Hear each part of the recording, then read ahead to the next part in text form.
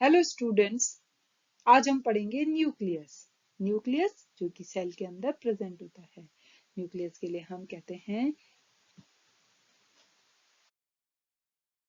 Most important part of the cell.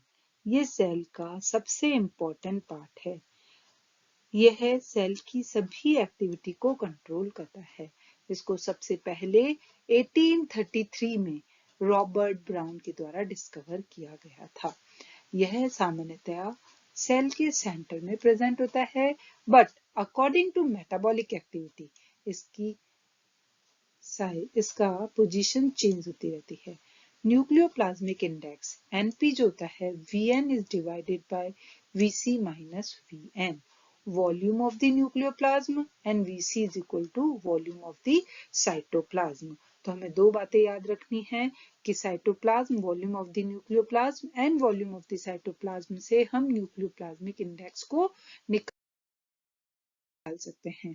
अगर हम nucleus के स्ट्रक्चर की बात करते हैं तो हम कहते हैं न्यूक्लियस की स्ट्रक्चर 4 कंपोनेंट से बनी होती है।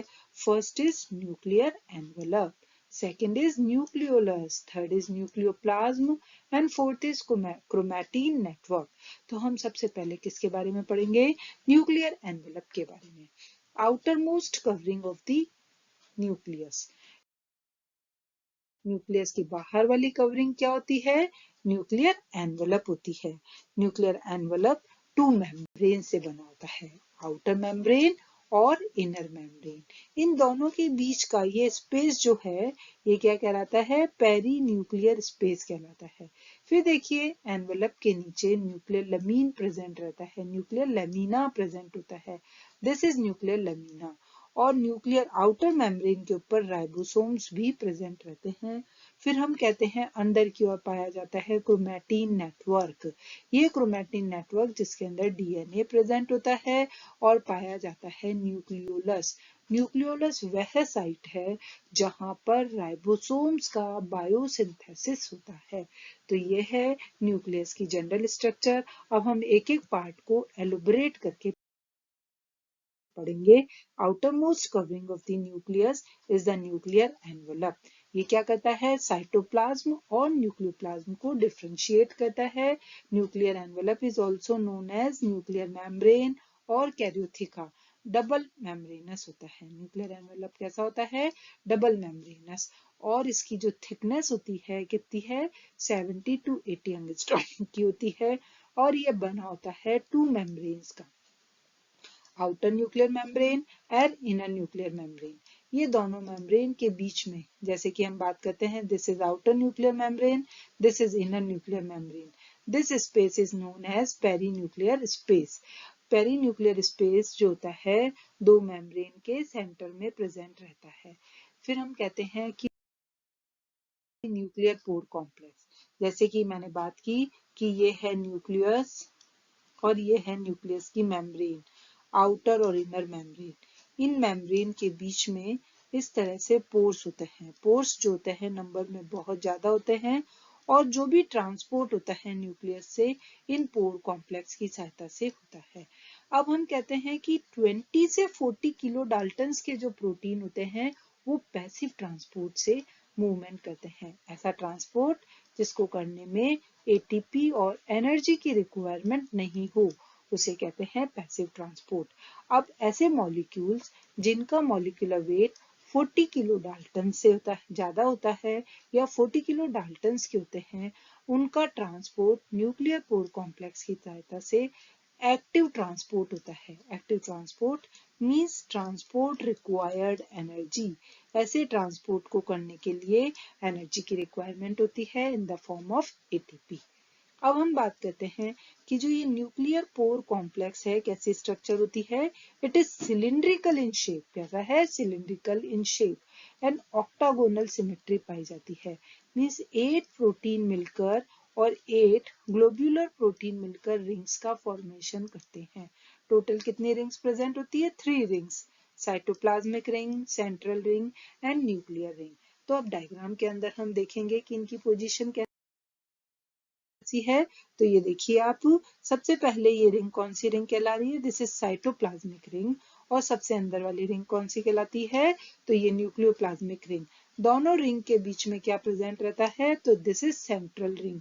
जो न्यूक्लियोप्लाज्मिक रिंग होती है इसके ऊपर क्या प्रेजेंट रहते हैं, दीज आर द फिलामेंट्स, जिन्हें क्या बोलेंगे, साइटोप्लाज्मिक फिलामेंट्स। इसी तरह से जो न्यूक्लियोप्लाज्मिक रिंग है इसके ऊपर प्रेजेंट रहते हैं न्यूक्लियर फिलामेंट, और न्यूक्लियर फिलामेंट मिलकर किसका फॉर्मेशन करते हैं, एक बास्केट का फॉर्मेशन करते हैं। बीच में एक क्या बन जाता है, पोर, और इसी पोर से होकर सारे ट्रांसपोर्टेशंस होते हैं। अभी हम देखते हैं वापस, यह है साइटोप्लाज्मिक रिंग, कहाँ पर प्रेजेंट होती है, साइटोप्लाज्म की तरफ, और इसके ऊपर जो फिलामेंट्स होते हैं वो कहाँ क्या कहलाते हैं, साइटोप्लाज्मिक फिलामेंट। इसी तरह से न्यूक्लियर रिंग कहाँ प्रेजेंट है, न्यूक्लियोप्लाज्म की तरफ, और वहां पर जो फिलामेंट्स होते हैं वो न्यूक्लियर बास्केट का फॉर्मेशन करते हैं। दीज फिलामेंट, और ये फिलामेंट क्या करते हैं, न्यूक्लियर पोर कॉम्प्लेक्स के द्वारा ट्रांसपोर्टेशन में मॉलिक्यूल्स की हेल्प करते हैं। तो अब हम देखते हैं कि किस तरह से न्यूक्लियर पोर कॉम्प्लेक्स से ट्रांसपोर्टेशन होता है। तो देखिए, कोई भी एक protein, this is a protein, और प्रोटीन के ऊपर एक स्पेसिफिक सिग्नल होता है जिसे कहते हैं NLS, means nuclear localization signal. Nuclear localization signal जो होता है, it is recognized by importin. Importin यानी कि जो इम्पोर्ट करता है बाहर से, साइटोप्लाज्म से प्रोटीन को कहाँ लेकर जाएगा, न्यूक्लियोप्लाज्म में। ये क्या है, तो न्यूक्लियोप्लाज्म में लेकर जाने का काम करता है। तो वो काम कौन करता है, तो हम कहते हैं इम्पोर्टीन। इम्पोर्टीन कहाँ से बाइंड हो जाता है, न्यूक्लियर लोकलाइजेशन सिग्नल से बाइंड हो जाता है। देन इम्पोर्टीन किसे लेकर जा रहा है अंदर, बाइंड होता है साइटोप्लाज्मिक फिलामेंट से, और प्रोटीन को अंदर लेकर जाता है। जब अंदर जाता है प्रोटीन, इम्पोर्टीन, तो उसके साथ कौन बाइंड होता है, रैन जीटीपी। रैन जीटीपी के बाइंड होते ही प्रोटीन की एफिनिटी इम्पोर्टीन से कम हो जाती है, तो प्रोटीन न्यूक्लियोप्लाज्म में रिलीज हो जाता है, और रैन जीटीपी इम्पोर्टीन को लेकर साइटोप्लाज्म में आ जाता है। और साइटोप्लाज्म के अंदर एक स्पेसिफिक फैक्टर प्रेजेंट रहता है जिसे कहते हैं रैन जीटीपीएज, जो जीटीपी को जीडीपी में कन्वर्ट कर देता है और इनऑर्गेनिक फॉस्फेट को रिलीज करता है। अब ये जो रैन जीडीपी है, जैसे ही रैन जीडीपी में कन्वर्ट होता है, इम्पोर्टीन अगेन फ्री हो जाता है नए प्रोटीन को साइटोप्लाज्म से न्यूक्लियस के अंदर ले जाने के लिए। तो ये कैसा ट्रांसपोर्ट हुआ, आउटर से यानी साइटोप्लाज्म से न्यूक्लियोप्लाज्म की ओर किस तरह से मूवमेंट होता है। इसी तरह से जो रैन जीडीपी में कन्वर्ट हुआ वो वापस कहाँ जाता है, ये देखिए जीडीपी कहाँ जा रहा है, न्यूक्लियोप्लाज्म में। कैसे जा रहा है, न्यूक्लियर पोर कॉम्प्लेक्स की सहायता से। और जो रैन जीडीपी है उसके ऊपर कौन फैक्टर काम करता है, तो हम कहते हैं गुएनोसिन एक्सचेंज फैक्टर। रैन गुएनोसिन एक्सचेंज फैक्टर एक्सचेंज करता है। तो ये क्या करेगा, जीडीपी को रिमूव कर देता है और उसकी जगह किसको ऐड कर देता है, जीटीपी को ऐड कर देता है।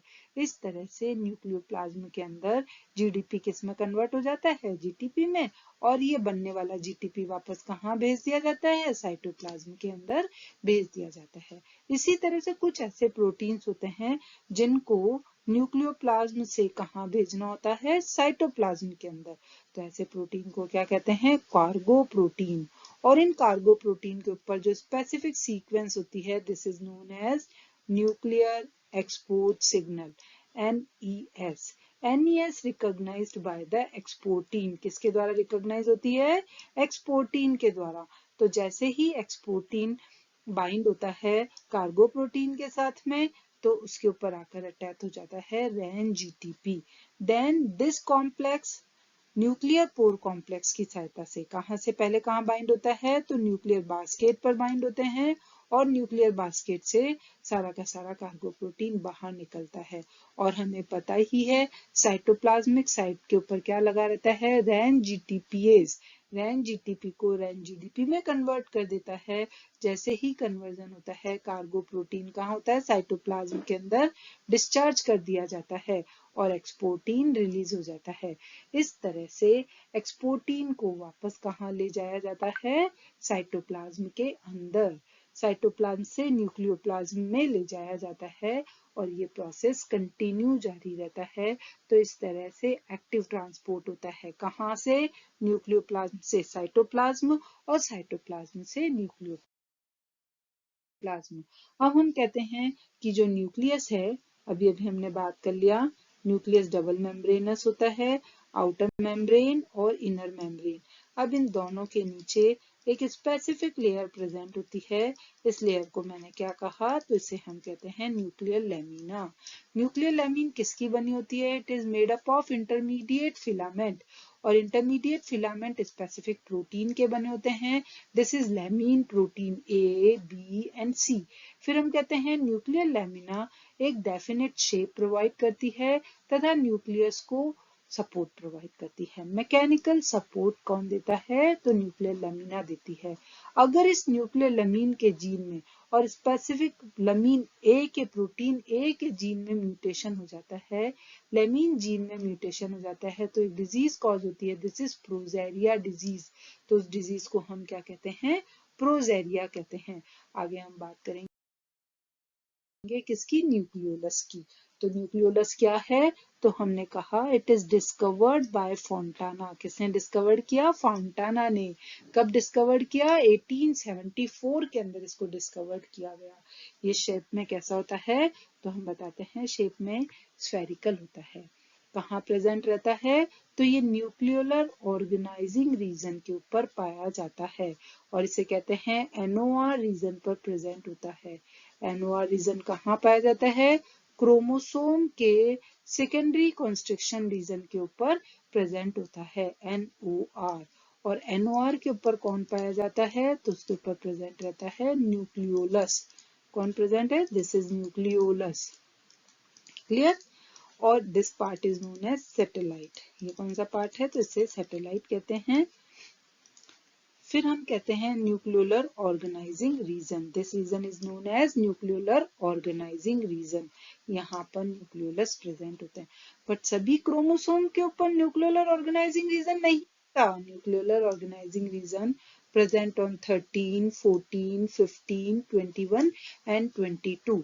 इसका जो इंटैक्ट है, ऑर्गेनाइजेशन है, वो कैल्शियम आयन के द्वारा मेंटेन होता है। कौन मेंटेन करता है? कैल्शियम आयन मेंटेन करता है। न्यूक्लियोलस न्यूक्लियस की मोस्ट प्रोमिनेंट स्ट्रक्चर होती है, जहां पर आरआरएनए ट्रांसक्रिप्शन होता है और साथ ही साथ में राइबोसोम्स की जो असेंबली है वो भी यहीं पर बनती है। अगर हम बात करते हैं न्यूक्लियोलस के डिफरेंट पार्ट्स की, तो सबसे पहले हम ये कहेंगे न्यूक्लियोलस के 4 पार्ट्स होते हैं। कौन कौन से? तो फर्स्ट पार्ट का नाम है ग्रेन्युलर पोर्शन। पहला पार्ट क्या कहलाता है? ग्रेन्युलर पोर्शंस, जिसमें राइबोसोम्स के प्रिकर्सर्स होते हैं। These are the granular portion, ribosomal precursors are present. Second क्या है? Fibrillar portion. तो इस तरह से फाइब्रिल लाइक स्ट्रक्चर्स होती है, जिसे हम कहते हैं फाइब्रिलर पोर्शन। किसका बना होता है? आरएनए फाइब्रिल्स का बना रहता है। फिर हम कहते हैं कि इसके अंदर पाए जाते हैं perinuclear chromatin and intranuclear chromatin.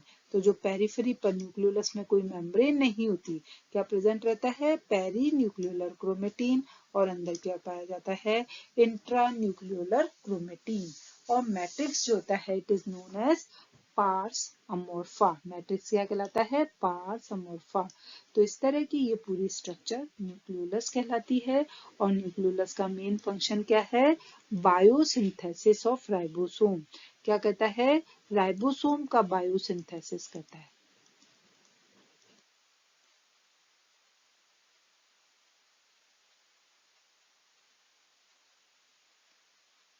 Biosynthesis of ribosome. तो इस तरह से ये होता है न्यूक्लियोलस के बारे में। नेक्स्ट जो हम बात करते हैं तो किसके बारे में है? क्रोमेटीन के बारे में। न्यूक्लियोप्लाज्म के अंदर क्रोमेटीन मटेरियल एम्बेडेड रहता है। अब जो क्रोमेटीन मटेरियल है वो सेल डिवीजन के दौरान कंडेंस्ड होकर क्या बनाता है? क्रोमोसोम बनाता है। तो क्रोमोसोम बनने के लिए जो बेसिक पार्ट्स हैं वो कौन कौन से होते हैं, तो हम कहते हैं डीएनए एंड प्रोटीन। प्रोटीन में भी कौन से प्रोटीन होते हैं, like histone protein, like non histone protein. तो जो मेन पार्ट है वो कौन रोल प्ले करता है, तो हम कहते हैं हिस्टोन प्रोटीन। तो हिस्टोन प्रोटीन जो होते हैं उसकी 4 सब यूनिट कौन कौन सी, H2A, H2B, H3 and H4 मिलकर क्या बना लेते हैं, टेट्रामर बनाते हैं। क्या बना रहे हैं, टेट्रामर। तो this is tetramer structure and 2 tetramer मिलकर क्या बना लेते हैं, ऑक्टामर बना लेते हैं। ये ऑक्टामर के ऊपर जब डीएनए रैप होता है, डीएनए के कितने मॉलिक्यूल, तो 147 nucleotides wrap on this core nucleosome. तो फॉर्मेशन होता है न्यूक्लियोसोम का। अब न्यूक्लियोसोम के ऊपर लिंकर H1 प्रोटीन आकर बाइंड होता है, तो उसे कहते हैं क्रोमेटोसोम। अब ये क्रोमेटोसोम की जो स्ट्रक्चर है ये कितने एनएम थिक होती है, तो 10 एनएम थिक होती है। 10 एनएम इसकी थिकनेस होती है। फिर हम कहते हैं ये और कॉइलिंग होकर कंडेंस्ड हो जाती है और 30 एनएम सोलेनॉइड स्ट्रक्चर का फॉर्मेशन करती है। कंडेंसेशन के कारण क्या होता है, क्रोमेटीन मटेरियल कन्वर्ट हो जाता है क्रोमेटिड्स में एंड 2 क्रोमेटिड्स मिलकर बना लेते हैं क्रोमोसोम। तो इस तरह से क्रोमोसोम की स्ट्रक्चर कंप्लीट होती है। तो यह है all about the nucleus. Next unit में, नेक्स्ट चैप्टर में हम इसी के आगे कंटिन्यू करेंगे। तब तक के लिए थैंक यू, बाय बाय।